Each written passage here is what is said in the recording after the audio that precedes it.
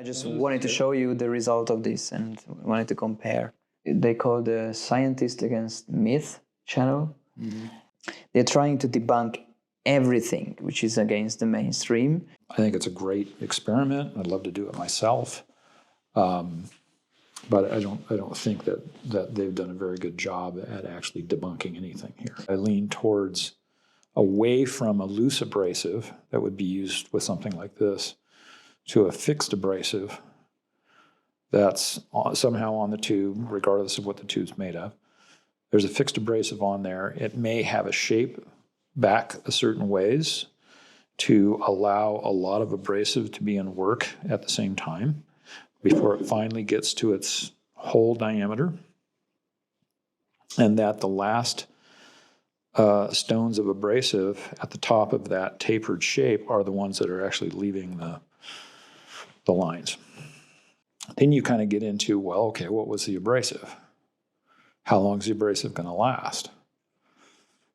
So the abrasive itself, the sand, would have to be of a considerably harder material than the granite.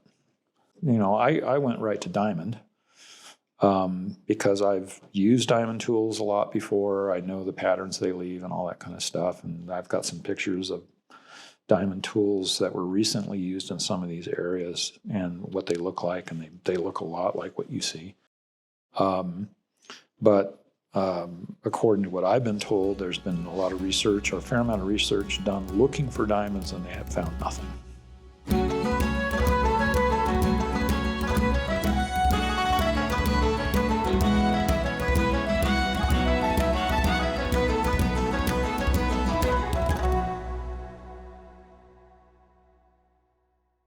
And yeah, show me the tools.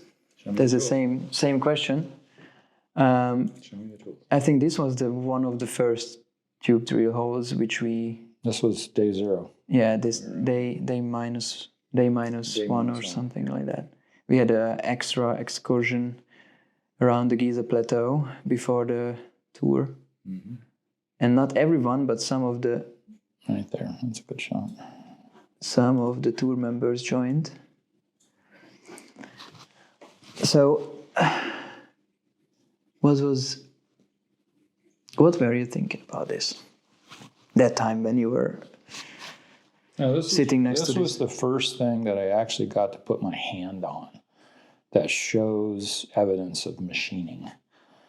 What does machining mean? But it shows evidence of some kind of structural tool that had the ability to cut this granite in a pretty precise way, and it leaves a witness of whatever that cutting method was in what looks like, I don't want to use the word annular, but without being able to sit there and measure the exact angle of that, these are lines that appear to be either perfectly straight or in one slightly helical angular direction.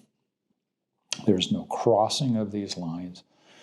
At least not on this section. At least not on this section that we can see. And the actual scratch lines that appear here are very uniform in terms of their appearance compared to the one next to it. They look identical to each other. So to me, this appears to have been made by the same, whatever the feature was on the tool that was cutting a little deeper than the rest of the surface of that one thing was creating this scratch line as the tool penetrated the work. Because the scratch line appears to be of the same profile if you look at it in cross-section. In depth?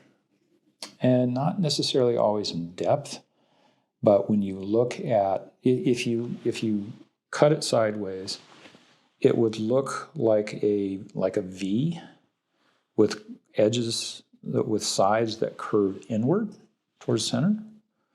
So when you look at the depth of the groove, you see the cross-section of this somewhere along that same shape.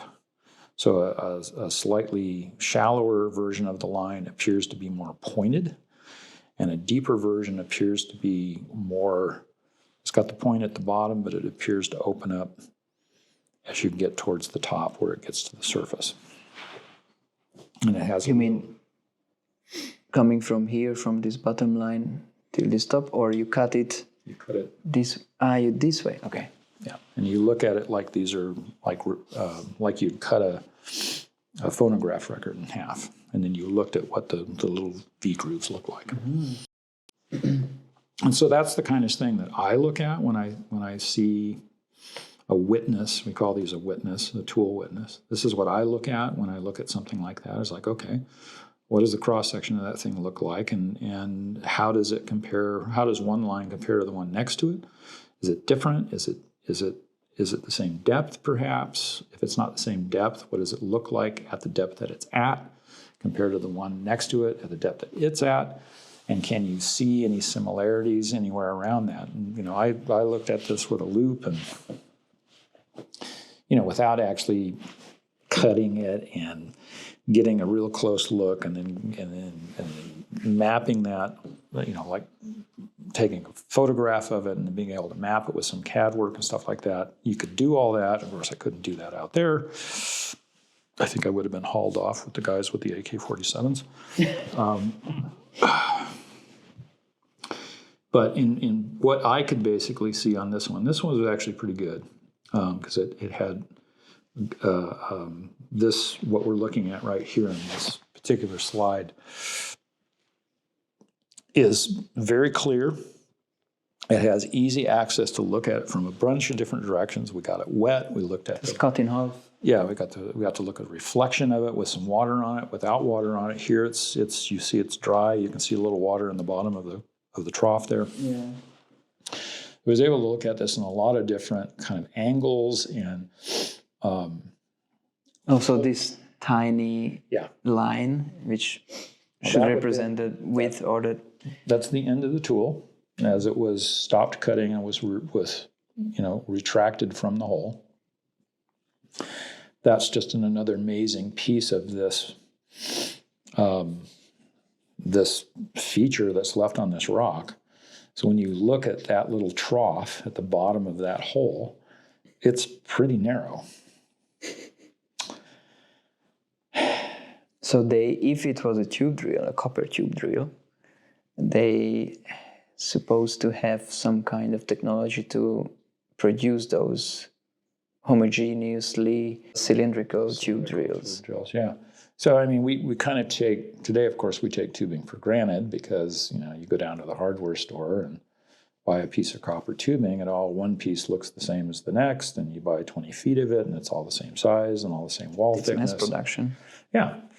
But to my knowledge, the Egyptians didn't have mass production of copper tubing. How did they make this stuff?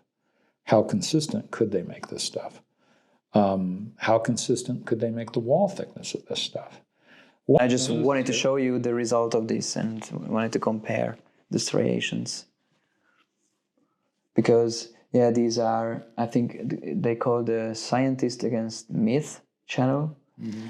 And I don't really like their attitude because they're trying to debunk everything which is against the mainstream, and they are trying to debunk them anyway. So sometimes I have the feeling that they are not really scientists. They are not really thinking about every aspect of the problem. For example, if you can do it in little or in a small scale, can you scale it up? Is it really possible to scale it up in those really huge megalithic sizes? And they are also cynical. But the result of this experiment was to make a similar tube drill, and they have a result. Maybe I can also. But it's an easy task. With a small chisel. Yes, we work with a chisel in this way.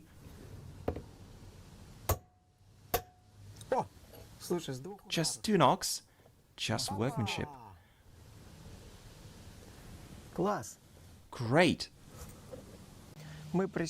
We sat down to take a rest and discuss the fruit of our righteous labor. с Николаем обсудить, что у нас получилось. Well, the fruit looks like that. Вот такая вот штуковина. First, we can see here that it slightly broadens to the bottom. Немножко расширяется к низу. А When discussing such granite cores from ancient Egypt, it is widely stated that they broaden or alternatively narrow to the bottom and that it is impossible to get this shape, расширяются к низу или наоборот, сужаются к низу, и что вот такие using the method which we have used a moment ago. It is stated that some high-tech tool is needed for this purpose. And why is it shaped like that? Получился, потому что, когда мы работаем, Because the drill bit is wobbling during drilling, and at the top it is wobbling heavier, because at the bottom it is thrusting against the material. Wobbling means traveling like that? Yes, it is traveling and thus grinding more granite at the top. That's why the bore is V-shaped in the cross-section. And this is our counter-argument to the frequent statement that ancient Egyptians could not make things like that. что не могли так сделать, вот и все. In practice, there's nothing difficult. In this sample, it is clearly seen that the bore matches its borehole perfectly. Вот вставлен керн на свое место. And it is clearly seen that the bore is broader at the top than at the bottom. Чем снизу. Well, I hope this question is resolved. But I anticipate one more question about the sharpness of the cutting edge. Острой кромки. Вот, Here is the cutting edge. кромки. Да, там просто... Yes, it is argued that if one tries to drill granite with a copper tube, it will go blunt very soon. But here we see quite the opposite. Can you show this? Yes, the tube does not go blunt, but becomes sharper. In other words, our drill bit is self-sharpening. Yes, it is a self-sharpening drill bit. I'm not sure if it is visible here, but the wall thickness has decreased. When we measured it before we started, it was 1.8 millimeters. Let's measure it once more. Мы померяем.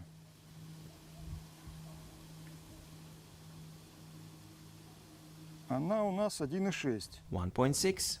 То есть она сама... So it turns out that the tube has become sharper. Yes, 1.6 millimeters.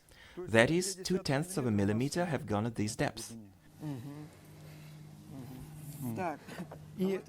Да, Если бы мы сверлили... If we drill deeper and the balance weight were lighter, the tube would become even sharper. The tube would become even sharper, almost as sharp as a knife blade. You can Google pictures where a needle is stuck into the cut left after tubular drilling. We can also stick a needle into our cut and get almost the same picture. Можем тоже потыкать. Вот у нас есть образец. И прямо, ну... A certain narrowing, yes, the same narrowing is here. It is a little bit thinner than in our samples, but here, and the same is here. И вот здесь тоже, Just the same narrowing to the bottom. внизу. And here are those much spoken about grooves. It is argued that grooves in ancient cores have a helical pitch of exactly 2 millimeters, строго сход, там, с шагом там, в 2 миллиметра. and that it means that the tool should cut 2 millimeters with each revolution. Well, first let's see what we have here, 2 millimeters or not. Let's do it this way. Так, чтобы виднее было. Вот так вот канавки, наверное, виднее. Are the grooves more visible now? Вот можешь Put the ruler here and measure the pitch. миллиметров. А там It varies.